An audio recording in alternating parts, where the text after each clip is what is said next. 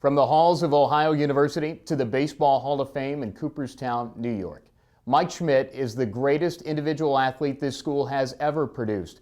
His Philadelphia Phillies career and his status in the Hall suggests he's one of the greatest Major League Baseball players ever, too. He's back in Athens, and he joins us now at Bob Wren Stadium. I'm Russ Eisenstein. Mike, welcome back. Thank you, Russ. How does it feel to be back? Well, first of all, that was a very nice introduction. Well, thank you. Yeah, it feels fantastic to be back. I mean, I've only been sort of on campus, if you will, for about 20 minutes, a half hour, and I'm seeing, my eyes won't stop looking around. You know, I'm looking everywhere where things are different. But I also see a couple little old buildings that are the same that when I was here. But boy, I would have loved to have trained in that new field house over there and played ball in this beautiful stadium.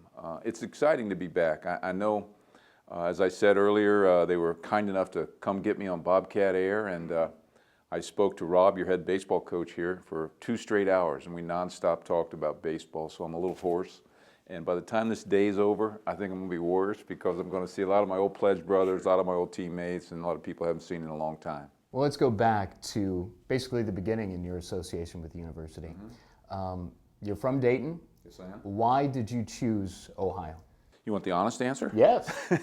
For the sake of this interview, let's make the fact that you had a fantastic school of architecture. And it's only, at that time, it was 3 hours to Dayton. It's probably more like 2 now. It's 2 now, yeah, you bet. And it's only 3 hours down the road. And guess what? They got a great baseball coach. Yeah. And let's talk about that too, because during your Hall of Fame speech, you made certain mention that the greatest impact from one person on your career was Bob Wren. No question. And the reason why you got to the Hall, why was he so impactful on your life and on your baseball career? Because when I came to Ohio University, I was a sportsman, an athlete, and I started off with football wasn't in my plans, but I started off with basketball and was going to play basketball at Ohio University.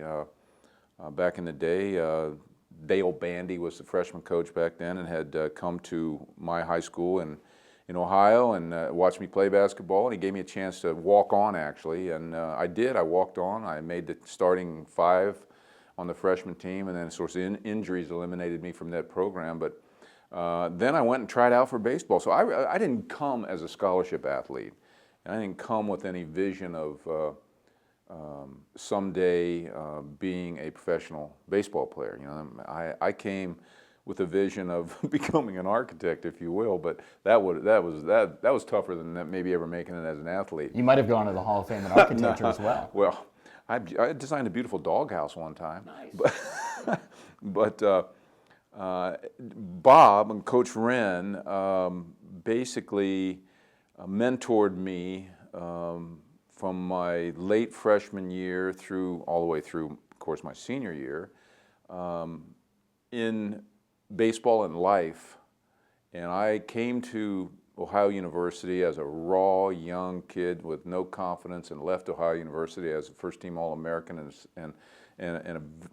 well, actually the first player in the 2nd round draft pick, and headed onto a baseball career that turned out to be pretty strong. So, you know, my father was there the whole time, but I'd say no one could have possibly had a stronger influence on me and my life than Bob Wren.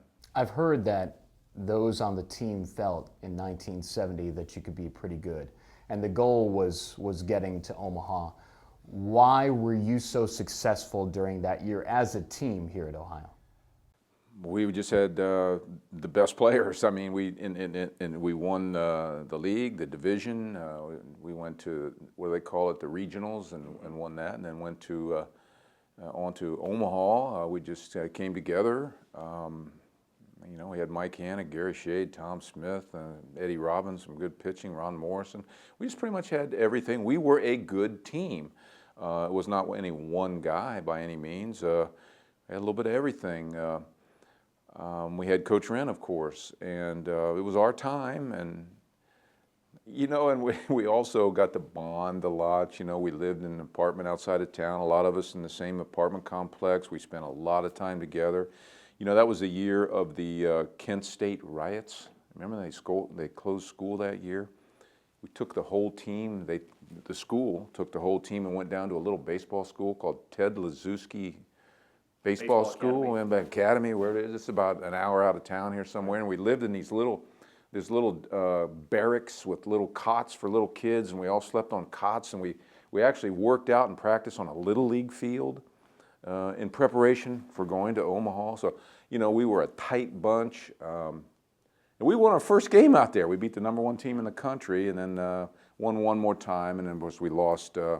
Probably finished, I think, 4th that year in the College World Series. But that was 1970 was a 1980, of course, was a great year in my life as a professional. But up until 1980, there was no year in my life bigger than 1970. Yeah, we'll talk about 80 and the win over the Royals momentarily, but let's talk about being drafted 30th overall. And you obviously would go on to a career where you were a 12-time All-Star and 10-time Gold Glove winner, and you won the batting title from a home run perspective 8 times and 548 home runs. But at the start there, when you were drafted, what were the goals for your professional career at that time? Well, good question and nice homework. You had a lot of good numbers there. I'm honored that you did that. But you know, you're just living. You're living your dream. Drafted. You know, signing bonus, very minimal, I might add. Sure. A little larger. Yeah, $7,500. Sure. I think I could afford a new car, but. Where was my first stop going to be? It was Reading, Pennsylvania, and you know you're a little bit scared and apprehensive, and all the places you go, and you're now with guys playing ball that are better than you. You know, guys, you're not the best guy as you might have been while you were in college. Now you're just a run-of-the-mill guy on the team trying to make it. It's different, you know. The guys are bigger, stronger, throwing harder, tougher pitches. You know, so you go from like college star and All-American to a nobody, and you got to make it all again. Then you try to climb that ladder and then climb the next ladder, and you know, you keep reaching these plateaus. And I was fortunate enough to be able to do that at each level. But I was nothing more than just a normal kid. I mean, you know, nowadays you think of somebody like Bryce Harper, for example. Well, I was pretty much the opposite of him, coming out of, you know, going into pro ball.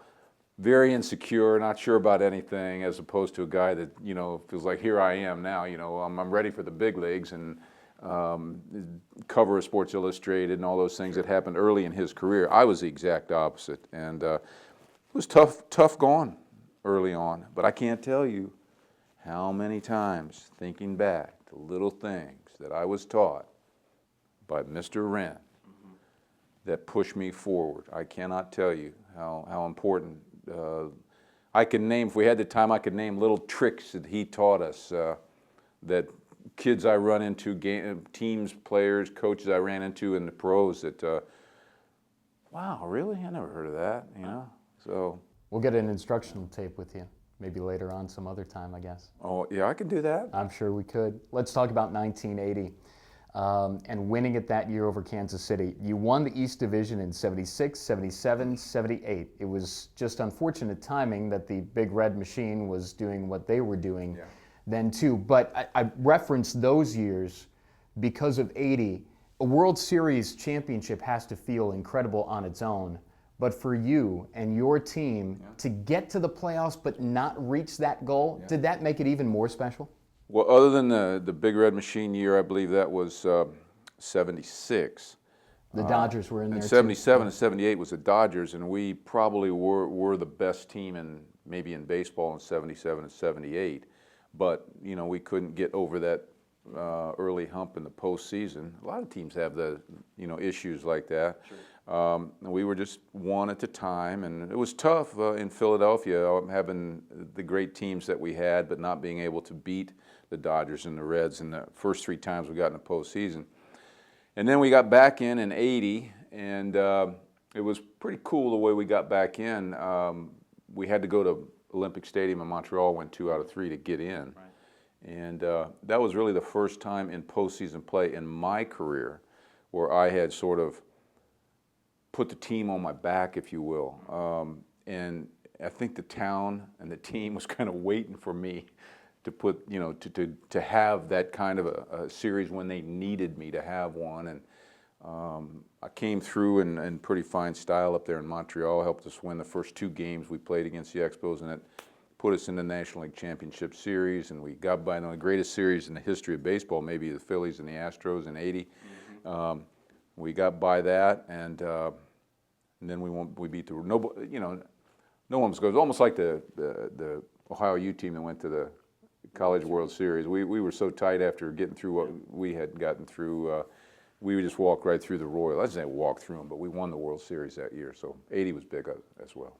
April 18th, 1987, Three Rivers, now demolished in Pittsburgh, Pennsylvania. Right. Your 500th home run. Yeah. How vivid are your memories of that day, and maybe more importantly, that at-bat and that connection on a bomb to left field? I don't know about a bomb. It got out It was there. a line drive. I needed 5 home runs to get to 500. Now, you got to keep in mind that back then, there were only 13 players who had ever hit 500 home runs. Reggie Jackson was right before me, like 2 or 3 years prior to me. So no one had, reached the 500 home run plateau for a few years. And I needed 5 going into that year. And the possibility loomed, needing 5 home runs, that, I could have gone a couple of months trying to hit home runs, with all the pressure. I had a film crew following me every day, and as it turns out, I went, bam, bam, bam, bam, bam, and I hit them pretty quick. And then when we got to Pittsburgh, and I needed 1, the game, we weren't doing very well as a team then, and we needed a win. I think we were 1-8 or something like that, and we were 2 runs down in the game. There were 2 men on base. Don Robinson was the pitcher, and he went to a 3-0 count with me, and I hit a 3-0 pitch for my 500th home run. Caught too much of the plate? Well, no, man. You got the green light, baby. You needed to throw a strike, and you got the green light. That's right. And that was part of the call as well. Harry Callis had mentioned. That's right. That's right. Which I think you've heard. You listened to it, and that's a famous moment in my life. So 2 years later, the decision to hang him up. And you battled through injuries at that time, and it was in the year. It wasn't at the start of a season. It wasn't at the end. It was in May, I believe. Yeah, I retired in May of 1989. The previous year, I played with a bad right shoulder. As things start to wear out as you get close to 40, and I can't. How many millions and millions of throws I made with this right shoulder, and I used to cock my shoulder a little bit when I hit, and so I got to impinge the rotator cuff there, and it was bad enough to where it needed surgery. So I had surgery, and I missed almost the entire year of '88. So that was a washout. I rehabbed it all winter and came back in 1989 with every intention of becoming myself again as a player. The Phillies were a basement team back then. They were rebuilding. It was pretty much a bunch of young guys up and coming, and me. I was like 5 years older than the closest guy to me in age on the team, and most of what was going on was about my next home run and what number would it be, or what record would it be, who would it pass. There wasn't much focus from the media anyway on our team. We were in last place. And I started to pray about the whole thing, and maybe this is the end. I couldn't throw the ball very well from third to first, and I just sort of looked for some signs to help me make my decision. Sooner or later, you got to retire. Sooner or later, you got to hang them up.